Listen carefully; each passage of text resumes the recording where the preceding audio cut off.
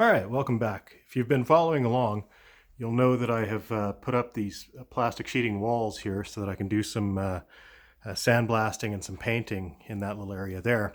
And with the sandblasting, I want to try and keep the dust down as much as I can. So I have got a box fan, just a cheapo box fan that I picked up off Kijiji for, 20, 30 bucks. And I built a little shroud around it so that it will hold a air filter. I picked up a 6-pack of air filters off Amazon for about 10 bucks a piece. That was about the cheapest I could find, and 24 by 24, which actual size is 23.5 by 23.5. And so I built this little shroud here so that it'll hold an air filter nice and snug in there, and it can draw air through that air filter and hopefully keep the sand and the dust down in that area.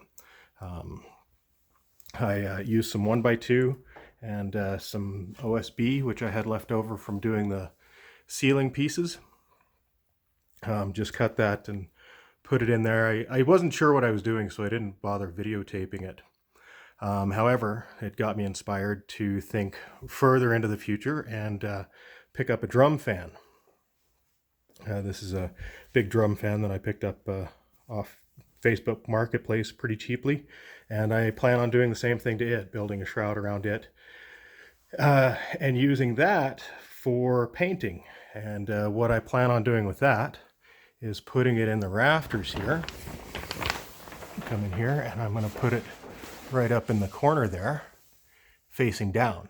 So then I've got this nice downdraft, and I should be able to vent the garage out the garage door, the bottom of the garage door. I've designed this so that I can raise the garage door a little bit, and that will allow fresh air coming in the top of the garage here and coming up into the attic and then down and out, and then have it exhaust out the bottom of the thing.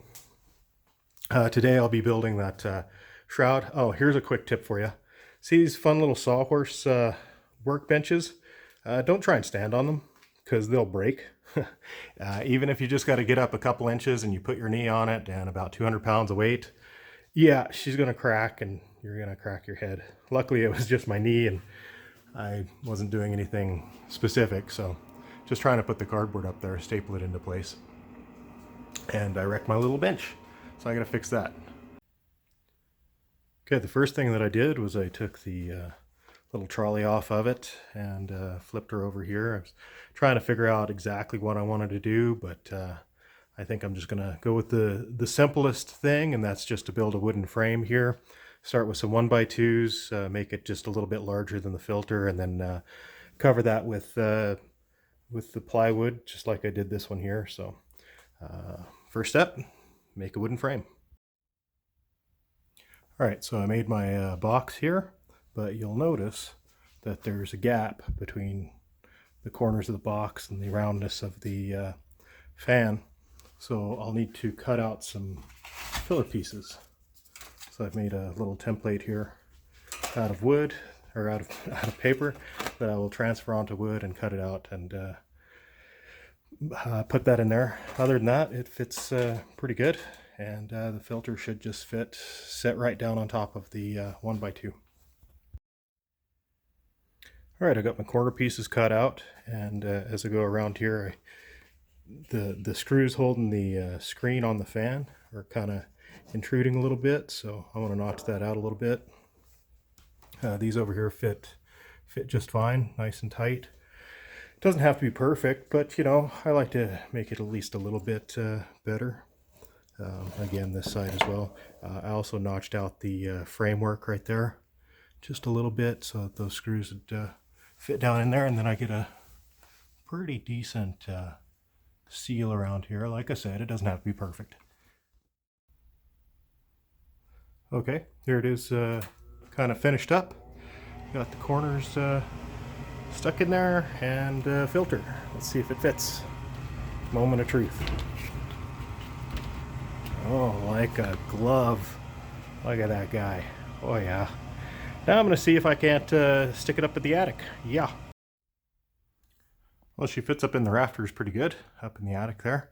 I wanted to have it over here in this corner, but there's a support 2x4 that goes across up there, and I can't get it to fit in. but it fits in pretty good right here. However, I don't really want to have to climb up in the attic every time I want to turn the thing on, so I'm going to move the control for it from mounted to the back of the thing to perhaps over down here on the wall. So I'm gonna do some rewiring of the thing and see how that works out. Okay, so I ripped the motor off, and I ripped the controller off, and I ripped the wires that had them connected off, and now I just need to extend these. I went to the Home Depot, and they didn't happen to have, this is 18 gauge wire, and they didn't happen to have any 18 by 6 conductor wires there, so I got the next best thing, and that is 14-3 wire. 2 runs of it. So I'll have 6 wires running from the controller over to the motor. The way that I'd like to attach these is probably solder them together. I'm not an electrician and I don't know what the hell I'm doing, so I'm just going to do what I want to do, and that's solder them. Besides, it allows me to pick up a new tool. I picked up this Weller 45 to 40 watt up to 900 degrees Fahrenheit soldering iron, and since I've never really soldered before, I figure I'll give it a shot. Okay, if you've never had a 3-speed fan controller apart, here's your chance. Took the cover off, you got a switch, and you got a capacitor. The switch is 3-position. You've got your ground wire coming in, you've got your neutral coming in, and then you've got a black wire that goes into the switch. That's your power going in. First position energizes this wire here. For low speed, one more click energizes this wire here for medium, and one more click energizes this wire here, which also energizes the capacitor, which both have a line out that go into the fan here. All I've got to do is extend these wires, and then I can move this switch from the back of the fan over to the wall. Not looking terrible. I mean, it's not the best solder job, but I think I'm getting there. Halfway done now.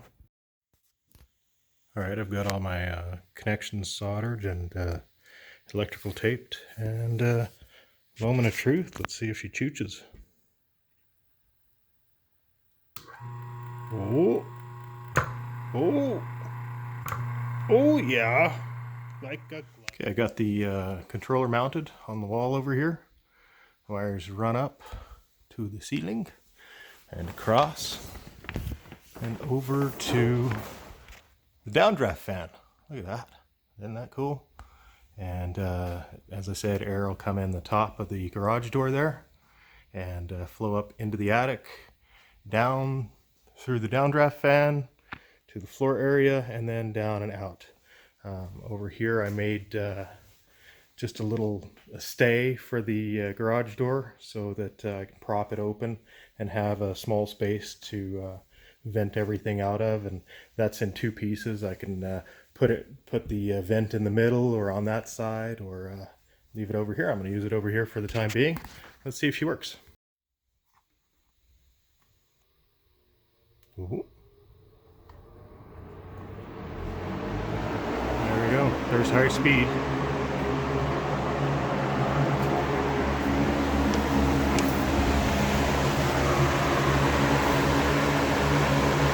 Nice downdraft.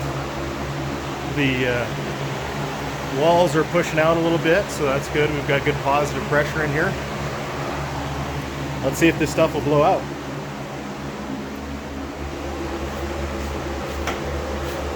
Yeah, it's gonna need some more help. I found that high speed was a little too fast, moved too much air here, and the walls were pushing out. But I was getting really good airflow. Turned it down to low, and it worked quite well. Over here along this side, this wall over here was poking up a little bit down on the bottom, and so I stapled 1x2 to that to keep that down. I'll probably go around and add a little bit more tuck tape to the seams and the corners here, but it's working pretty good. You can see the floor is pretty dang spotless as far as like dirt and stuff like that goes. So I mean, it's definitely moving stuff around. I helped it out with the broom and swept it out and kept it clean. I think once I put a filter on it, like right now it's just running wide open, but once I put a filter on it, it'll restrict the flow a little bit and slow things down, as well as I made a cover for it. And it just slides. It's supposed to slide. There we go. It slides right over it. So in the wintertime, whenever it's cold, I'm not getting as much heat loss up through the ceiling there. And then as well, I can use this to restrict the airflow. If I'm getting too much air through, then I can slide this halfway and run it on low and just have a nice gentle breeze in here. Anyway, I would say that's a DIY spray paint booth is complete.